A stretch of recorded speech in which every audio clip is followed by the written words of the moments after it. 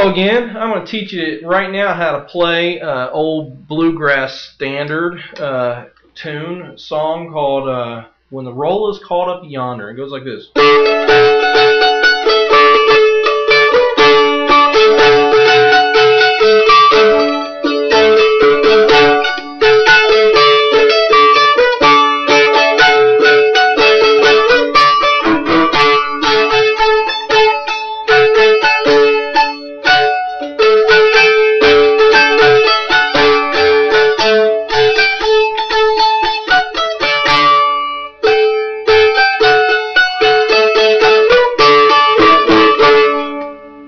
Fairly simple tune. I mean, it's really just, in fact, this was one of the first ones when I tuned to Dead Man's Tuning, which has been the theme of this series.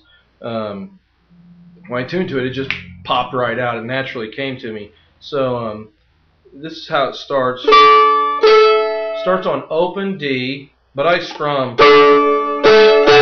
This is really an upbeat song, so I strum a lot through the whole thing, and I'm just kind of putting down a simple.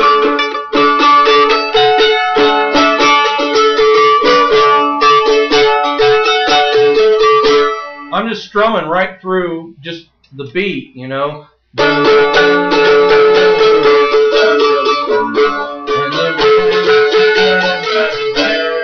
You know, it's just following the beat as you go along. So I wouldn't worry too much about what I'm doing with my right hand. Really all the action, in fact, on most of these songs, that's really what I'm doing.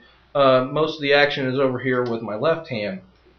So it starts off by going from the open D to the second fret of the D string. Then it's on the 4th fret, and that's, you stay there for a couple notes. Then back down to the 2nd fret. 2 times on the open fret, or the open on the D. So I kind of lost my place, so let me start over. Then hammer onto that 2nd fret, open twice, then hammer onto the 2nd fret of the A string, and then open on the A string, then back up to the D string, and then you're kind of repeating what you just played.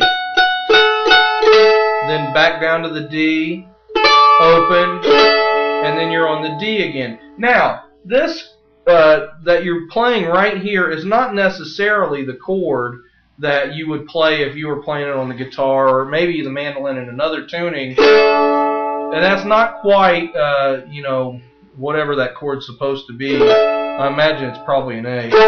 Yeah, an A. Now you could slide up and play and strum across the 7th fret, and that would give you an A, but I think that's just kind of a neat thing. Or the other thing you can do is you could play the 2nd string and the 1st string, or the, well, in this case it's a D, an octave up, and the D A split down here, and that would give you that A, kind of a full A chord right there.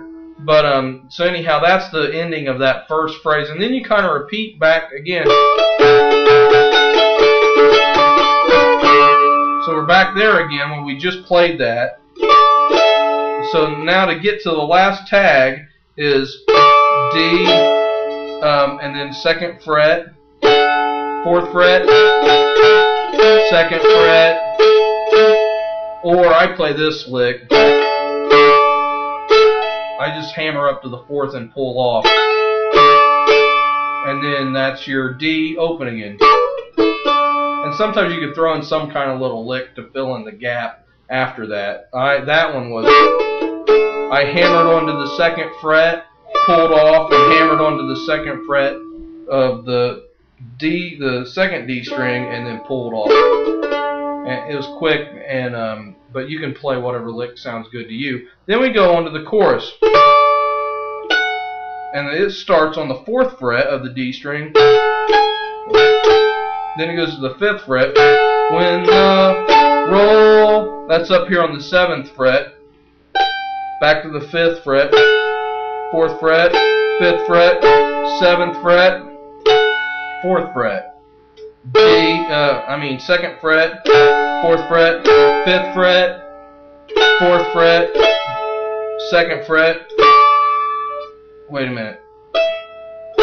Then you move back up, 4th fret, 5th fret, and then I open it and hammer on to the 2nd fret.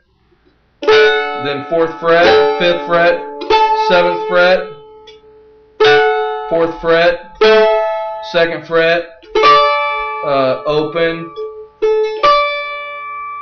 open again. And what I do there is I hit the 4th fret and then slide up and hit the 5th fret, because it's kind of a bluegrassy thing. And then 5th fret, 5th fret, 4th fret, 4th fret, 2nd fret, 2nd fret, open. And that's the end of the song.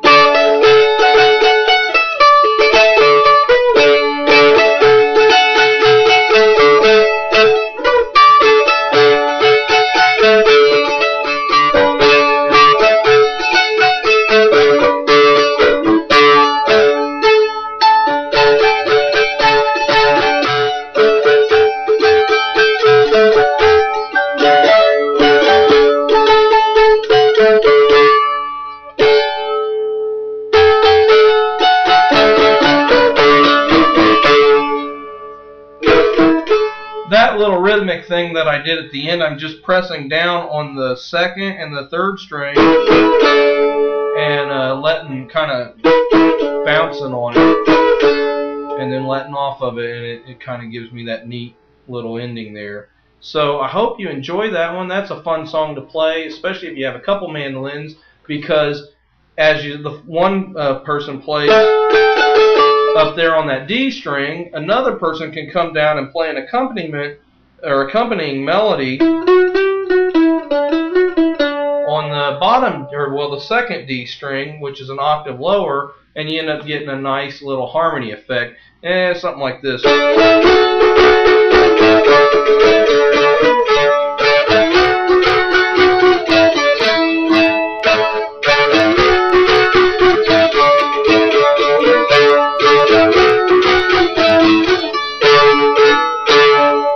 So that's kind of something fun that you can do. I hope that you have somebody fun to play with and enjoy playing mandolin. It's also, really cool if you can find a violinist to play with, because the violin is tuned essentially to the same string pattern as a mandolin in standard tuning. They're very similar. The only difference with this tuning is, like I've told you before in other videos, is since this has 2 strings for each course, where a violin only has 1, you can split the difference and go a D here, an octave lower than this string, and then you can have an A an octave lower than that string, which you can't really do on a violin, but you can tune them both to an octave lower on D or an octave lower on A, either one, and it would be an interesting tuning to mess around with on the violin as well. So I hope that you can find a couple other people that you can play with. And mandolins are they're getting to be very inexpensive. You can go to musiciansfriend.com, and they have Rogue mandolins, which are the A style, the Appalachian style, which my friend that I play with sometimes, she plays the Appalachian style mandolin, and they are only around $50, and you get a mandolin and a gig bag, and I don't know what else you get with it, maybe a strap or something, but they're not that expensive. And you can also, like this one is it looks nice. It's the F style, which I think is short for Florentine style. I paid about $150 for this on the internet, and this is actually a Crestwood. They're made in China now, which I really don't love buying stuff from China, but if you're just starting out and you just want something to knock around with, like I wanted something I could take out in the woods with me if I go hiking, and this wasn't a bad little mandolin for the price.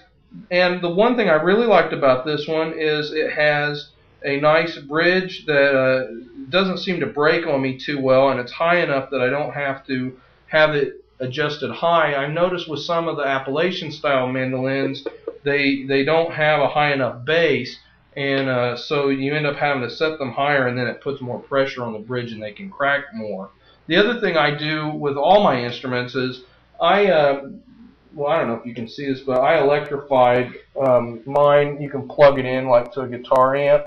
And what I did is I have two piezo elements that you can actually get them out of toys. I actually got mine out of one of my sons. He had a drum set, a little toy drum set, and it had piezo pickups in it. Well, when the drum set broke, I just popped the piezo elements out, and I had I put some glue on the end, hot glue actually, and I had a wire, and I just held it up until the glue dried, and then the wires that came off, I brought them out the hole, soldered them together, and then my mandolin was electrified. I put two piezos under each side of the bridge, so you know, you can do that also. It's very easy to set up, and there are lots of instructions. You can go to Stuart Mac. Well, actually, it's stewmac.com. It's Stuart McDonald's website, and you can order all sorts of parts and see tutorials on how to do some of the stuff like wiring up your own instruments. But I always like wiring up my stuff because I play at churches a lot, and sometimes I do other gigs, and it's just a lot easier to have an instrument that's already electrified. Although, you know, you can get more expensive and actually buy nicer pickups and things like that. But that's just one cheap method of going ahead and electrifying your instrument. So I hope that this video was helpful to you, and I hope you have a great day. God bless.